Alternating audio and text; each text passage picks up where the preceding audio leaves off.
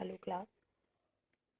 Business communication and management paper में हम unit number 3 शुरू किया है, जिसमें कल हमने उत्पादन प्रबंधन के कार्य या उसका कार्य क्षेत्र स्कोप और functions of production management topic discuss किया था, जिसमें हमने दो इम्पॉर्टेंट बातों का जिक्र किया था, जिसमें एक था प्रोडक्शन प्लानिंग और दूसरा production control.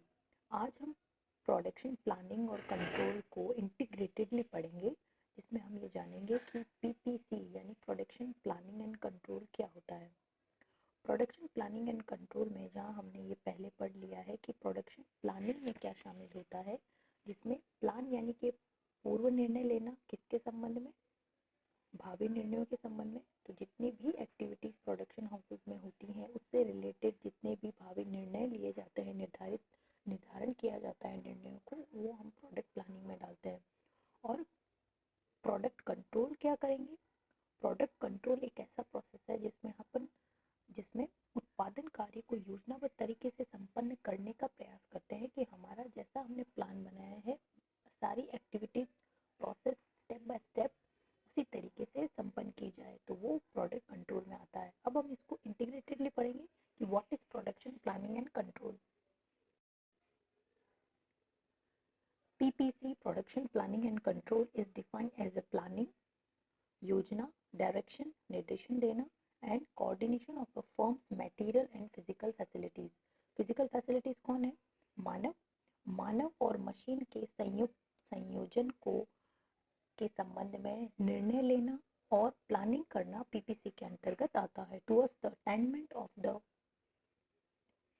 Pre-determined production objectives in the most economically manner. हमारे आर्थिक जो उद्देश्य होते हैं उनको प्राप्त करने के लिए जब कोई भी firm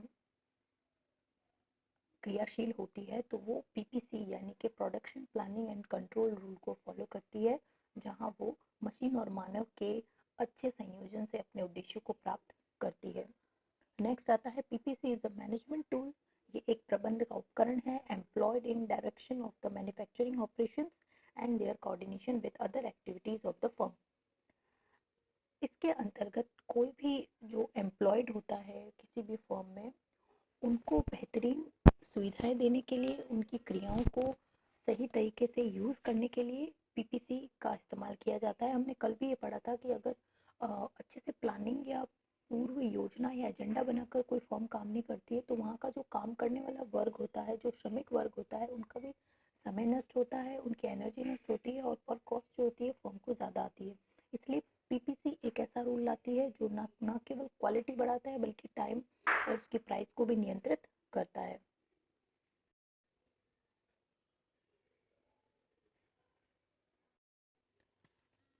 product planning and control की एक डेफिनेशन है जिसमें हम कह सकते हैं कि उत्पाद नियोजन और नियंत्रण निर्माण प्रक्रिया का एक संगठन और नियोजन है। PPC is the process of planning and deciding on the resources of the firm will requires for the its future manufacturing operations, जो कि उनके भविष्य में जो उत्पाद तैयार होने वाला है उसके लिए रिसोर्सेज की उपलब्धता के लिए बनाया गया एक निश्चित प्रबंध है।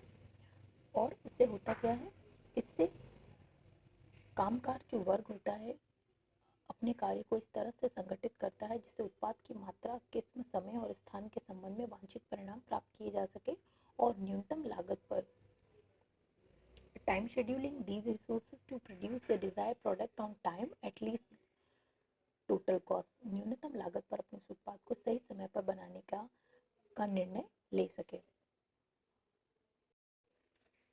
अब आप ये देखिए कि प्रोडक्शन प्लानिंग एंड कंट्रोल के सबसे इम्पोर्टेंट जो कार्य होते हैं वो क्या होते हैं, कि प्रोडक्शन प्लानिंग के सबसे ज़रूरी जो काम होते हैं वो ये 4 होते हैं: estimating, routing, scheduling and loading. और इसके अंतर्गत वो शामिल करते हैं उसका डिस्पैच कैसे होगा, फॉलोअप कैसे लिया जाएगा, इंस्पेक्शन कैसे किया जाना है और उस प्रोडक्ट के लिए इवोल्यूशन किस लेवल पर किया जाएगा। तो प्रोडक्ट प्लानिंग एंड कंट्रोल में इन सभी बातों का ध्यान रखा जाता है ताकि वो अपने प्रोडक्ट को सही समय पर निर्माण कर सके। अब देख लीजिए कि प्रोडक्शन प्लानिंग एंड कंट्रोल का जो सबसे इम्पोर्टेंट काम होता है वो होता है उसका एस्टिमेटिंग। तो एस्टिमेटिंग में क्या आता है? Estimating involves deciding the quality of the product to produce and cost involve in it.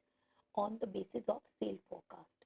तो भविष्य में अपनी बिक्री कितनी होने वाली है उसके आधार पर प्रोडक्ट की क्या हमें एमआरपी रखनी है, यह निश्चित करना, एस्टिमेट लगाना कि हमारा प्रोडक्ट हम कितने रुपए में बेचेंगे पर पीस, इसका अंदाज़ा लगाना या इसको तय करना एस्टिमेटिंग में आता है। Estimating man power, machine capacity and material required to meet the plan production targets are the key activities before budgeting for resources.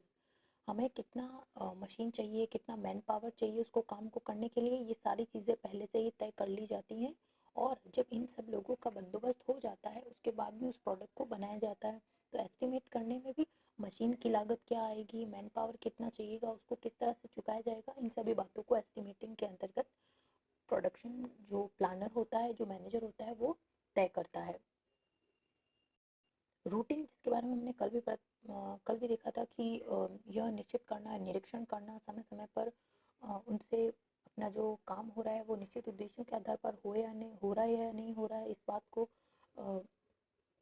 Satisfaction के लिए समय समय पर इंस्पेक्शन करना होता है। Routing is determining the exact path which will be followed in production, कि हमारा कार्य सही दिशा में जा रहा है या नहीं जा रहा है, इसको तय करना। It is the section of the path from where each unit have to pass before reaching the final stage. और क्रमवार की प्रथम क्रम से लेकर अंत के जो फाइनल स्टेज है उस तक हमारा जो चरण चल रहा है इस प्रोडक्ट को बनाने का, वो सभी निश्चित क्रम में चल रहा है नहीं चल रहा है, इसे तय करना भी प्रोडक्शन हाउसेस का काम होता है। शेड्यूलिंग के बारे में हमने पहले भी पढ़ा था कि अनुसूचीयन जिसे अपन कहते हैं, इसमें उत्पादन कार्यक्रम तैयार करने से संबंधित होता है। इसमें कार्य और उप कार्य के प्रारंभ होने और समाप्त होने के समय का निर्धारण कर लिया जाता है कि कर्मचारी वर्ग कितने समय पर काम शुरू करेंगे, कितने वक्त पर काम खत्म करेंगे, काम उनको कितना दिया जाएगा, और इसके बराबर रिटर्न में डिटेल रखते हैं। इससे न केवल कार्य करने वाले व्यक्तियों को अपने पूरे समय का सदुपयोग हो पाता है और उस प्रोडक्ट के लिए जो कॉस्ट आती है वो भी कंट्रोल रहती है। अब ये जो अनुसूचन होता है ये कितने प्रकार का होता है, तो मेनली अगर अपन देखें तो ये अ, 3 तरह का होता है, जिसमें एक आता है मास्टर शेड्यूलिंग, एक आता है मैन्युफैक्चरिंग शेड्यूलिंग और एक डिटेल ऑपरेशनल शेड्यूलिंग। जो बेसिकली जो दो इस्तेमाल ज़्यादा किए जाते हैं फैक्टर्स वो है master scheduling and manufacturing. Master अनुसूचन और उत्पादन अनुसूचन। जो मास्टर अनुसूचन होता है, it is breakup of production requirement. It is the start of scheduling. It is prepared by keeping in view the order or likely sales order in near future. इसके द्वारा अविराम निर्माणी संयंत्रों में विक्रय पूर्वानुमानों के आधार पर दैनिक, साप्ताहिक और मासिक उत्पादन की मात्रा का निर्धारण किया जाता है कि हम पर डे, पर वीक, पर मंथ कितना प्रोडक्ट बनाएंगे, इस बातों का निर्धारण किया जाता है। और इसमें ग्राहक के आदेशों को भी हम कोऑर्डिनेट करते हैं कि हमारे पर वीक कितने ऑर्डर आते हैं, उसके हिसाब से उस सामान को बनाना, तो उसका शेड्यूल वो फिक्स करते हैं। मैन्युफैक्चरिंग शेड्यूलिंग में it is used where production process is continuous, जहाँ लगातार कहाँ उत्पाद बनता रहता है वहाँ पर प्रोडक्शन शेड्यूलिंग की जाती है। इसमें निश्चित तिथियों तक उत्पादन कर लेने का लक्ष्य रखा जाता है कि जहाँ डेली पर्पस पर बहुत ज़्यादा ऑर्डर्स आते हैं तो वो एक फिक्स डेट निर्धारित करते हैं जिस पर उनका जो प्रोडक्ट होता है वो तैयार करा हुआ माना जाता है। नेक्स्ट आता है डिस्पैचिंग। देखिए डिस्पैचिंग जो होता है वो प्रोडक्शन कंट्रोल की एक इम्पॉर्टेंट टेक्निक में माना जाता है कि हम कौन सी ऐसी विधि को अपनाएं जिससे हम अपने उस प्रोडक्ट की जो कार्यविधि है उसको हम अपने नियंत्रण में रख सकें ताकि हमारे लक्ष्य को हम सही समय पर प्राप्त कर सकें। तो इसके लिए वो जो तकनीक अपनाते हैं उसे कहते हैं डिस्पैचिंग यानी प्रेक्षण। प्रेक्षण के अंतर्गत आवश्यक प्रपत्र तैयार करके कार्य प्रारंभ करने के निर्देश प्रदान किए जाते हैं। इसमें उत्पादन कार्य में सुधार आदेश देने और कार्य को एक परिचालन से दूसरे परिचालन में ट्रांसफर करने के संबंध में निर्णय लिए जाते हैं। Dispatching refers to the process of actually ordering the work to be done. Actually order देना कि काम किया जाना है। It involves putting the plan into effect by issue orders. Product को बनाने के लिए एक ऑर्डर इशू किया जाता है जो कि लिखित में होता है। It is concerned with starting the process and operation of the basis of route sheets and schedule charts। और इसके लिए वो बेसिक जो शेड्यूल चार्ट्स होते हैं उसका इस्तेमाल करते हैं जो कि बड़ी बड़ी फैक्ट्री में लगे होते हैं, जिससे उनका आज का काम क्या है और कितने समय में पूरा करना है, इससे रिलेटेड सारी चीज़ें शुरू कब करना है पूरी डिटेल इसमें होती है। अब हम ये जान लेते हैं कि प्रोडक्ट प्लानिंग एंड कंट्रोल करने से किसी भी मैनेजर को या निर्माता फर्म को क्या फ़ायदे हो सकते हैं। तो पीपीसी मैनेजमेंट की एक इम्पॉर्टेंट टेक्निक है जिससे सबसे ज़्यादा जो फ़ायदा होता है वो होता है अपनी जो प्रोडक्ट की क्वालिटी होती है उसको उच्च रखने के काम आता है, उसकी जो किस्म होता है उसको नियंत्रण करते हैं, इसलिए बेटर यूटिलाइजेशन ऑफ रिसोर्सेज। चूँकि हम एक तय सीमा के अंतराल में अपना काम पूरा करते हैं तो अपने पास जितने मटेरियल और जितना मैन पावर होता है उसका अपन भरपूर उपयोग कर पाते हैं। रिड्यूस इन्वेंट्रीज, जितनी ज़्यादा जो अपव्यय होते हैं उसको कम करने में भी पीपीसी का इम्पोर्टेंट रोल होता है।